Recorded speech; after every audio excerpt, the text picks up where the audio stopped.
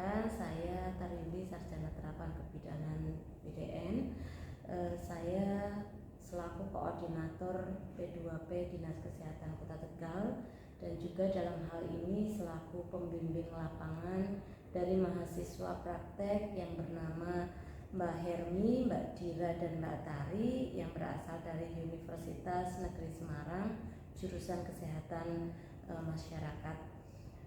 Saya ingin menyampaikan beberapa hal berkaitan dengan hasil dari praktek lapangan dari 3 mahasiswa yang tadi saya sebutkan. Yang pertama, apresiasi selamat kepada 3 mahasiswa yang telah menyelesaikan praktek lapangannya dengan baik. Mudah-mudahan ilmu yang didapat di lapangan, khususnya di Dinas Kesehatan Kota Tegal, akan menjadikan pedoman bagi teman-teman sekalian, bagi adik-adik yang bertiga ini untuk menjadi tenaga kesehatan yang profesional ke depannya.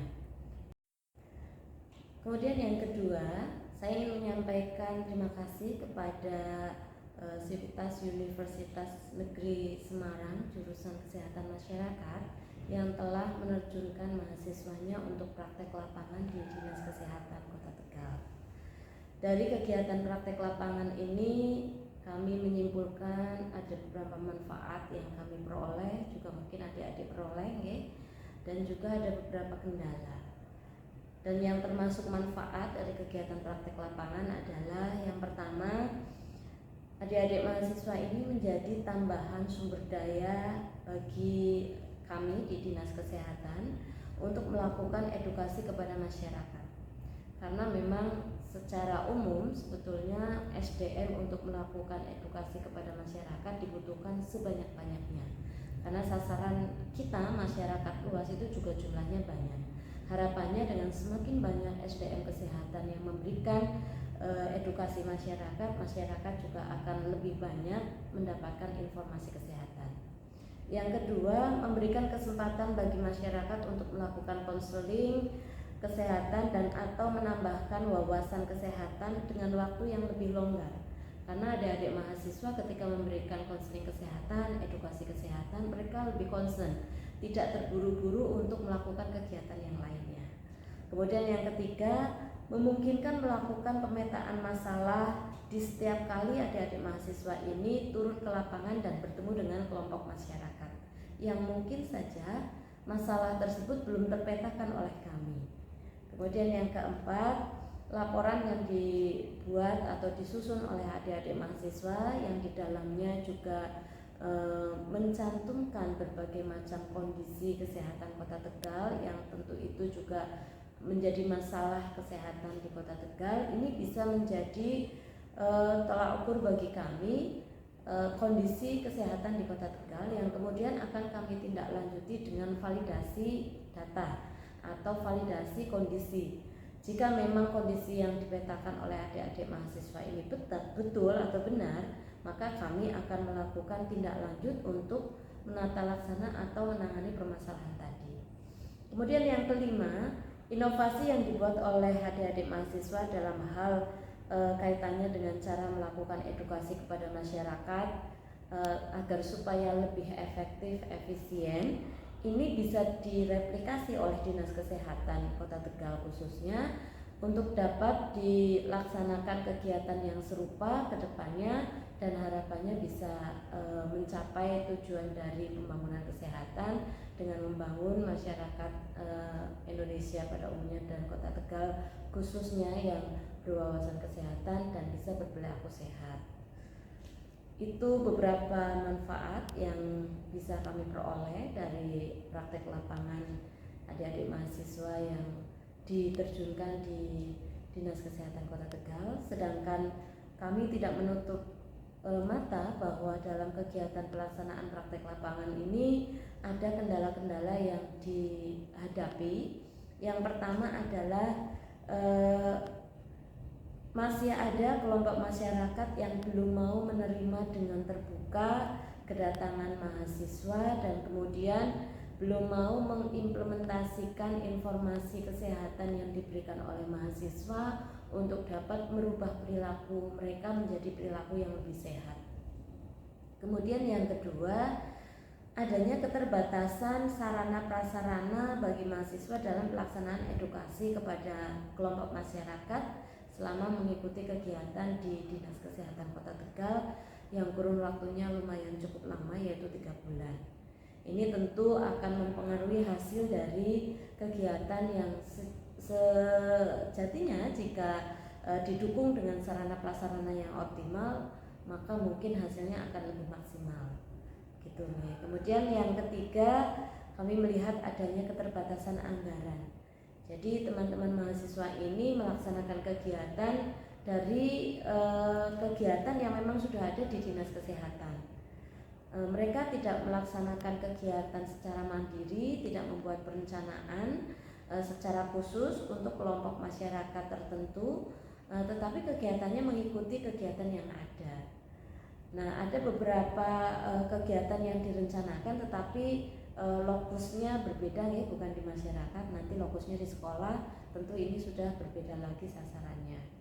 Nah, kami beranggapan bahwa jika ada anggaran khusus, mereka bisa menyelenggarakan kegiatan sesuai dengan rencana mereka, menyesuaikan dengan kebutuhan mereka dalam hal target dari praktek lapangan. Ini akan lebih bagus lagi, mahasiswa akan lebih bebas, tidak terbatas dalam pelaksanaan kegiatan.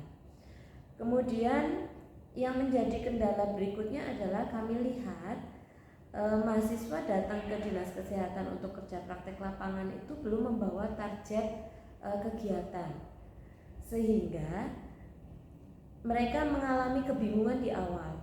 Sistem penetapan target praktek yang belum ditetapkan di awal kegiatan ini sedikit banyak mengurangi efektivitas dari waktu adik-adik dalam praktek ya, karena dari mereka praktek di 1 minggu awal itu mereka masih bisa mereka itu memetakan permasalahan yang ada dan lalu baru menentukan target.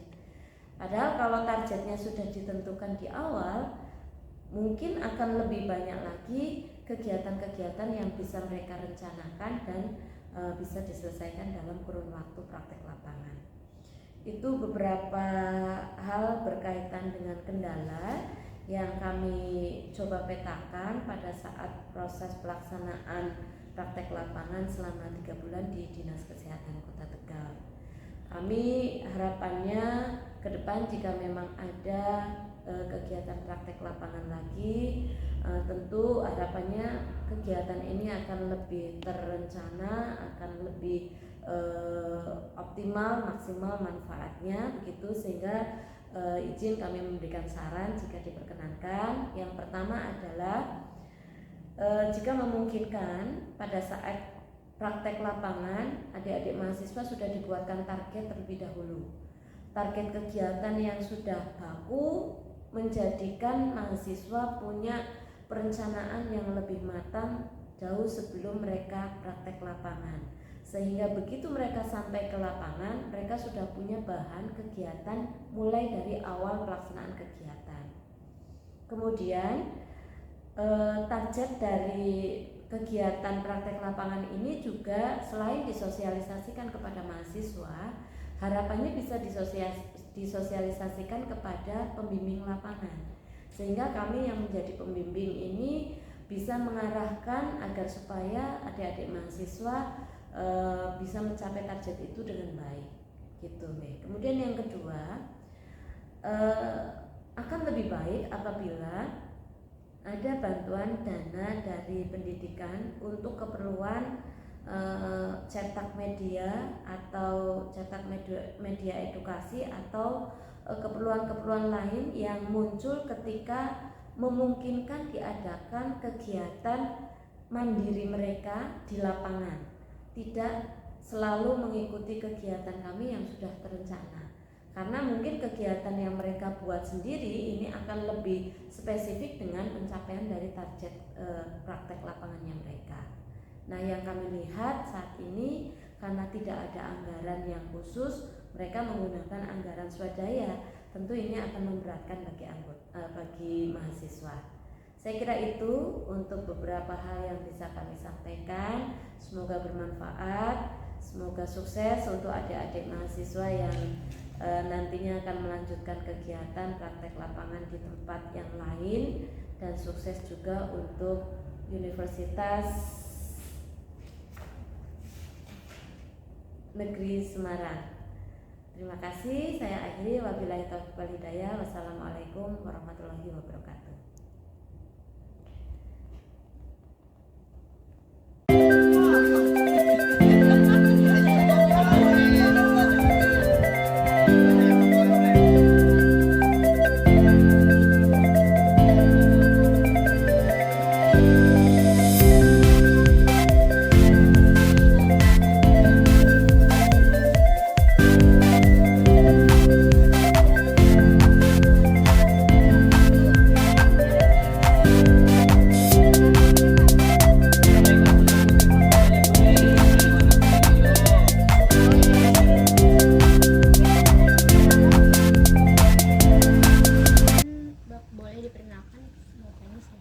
Perkenalkan, nama saya Samuel Christian Adi Nugroho. Saya petugas promosi kesehatan dari Puskesmas Lorok, Kota Tegal.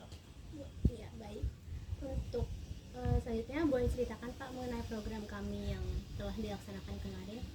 Ya, terima kasih sebelumnya atas bantuannya dari teman-teman dari Universitas Negeri Semarang jurusan peminatan epidemiologi ya. Iya. Ya, dari peminatan epidemiologi kemarin teman-teman dari UNES berjumlah 3 orang datang ke Posyandu ini, Posyandu Anggrek, untuk membantu menjelaskan, untuk membantu memperkenalkan teman-teman remaja tentang apa itu TBC, bagaimana pencegahannya, bagaimana penularannya, seperti itu.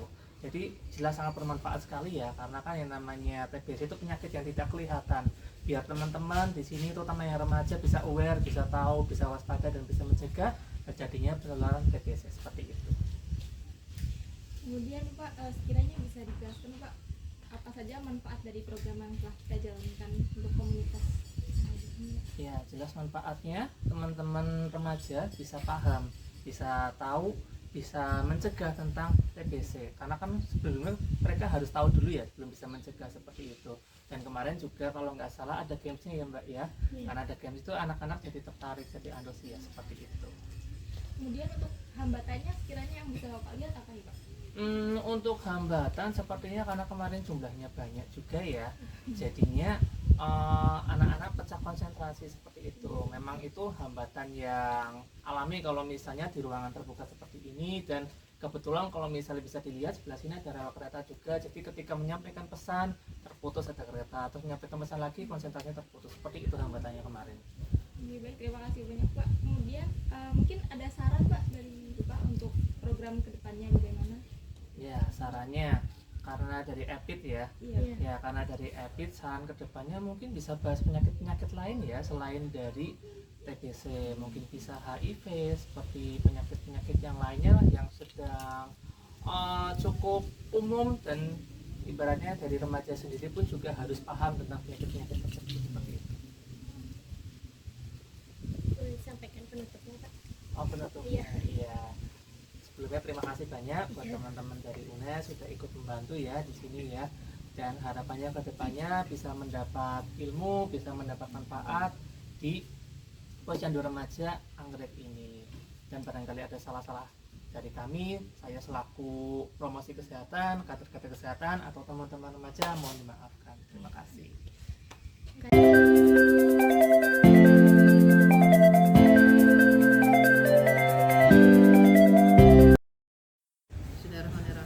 Assalamualaikum warahmatullahi wabarakatuh. Saya Ibu Nur Hikmah SPD. Saya adalah salah satu guru yang ada di SMA Negeri Kota Tegal, yang mana saya adalah pembina PMR yang ada di SMA 3 Kota Tegal. Dalam hal ini saya sebagai pembimbing lapangan dari mahasiswa dari UNES yang melakukan kegiatan PKL yang ada di SMA Negeri 3 Kota Tegal.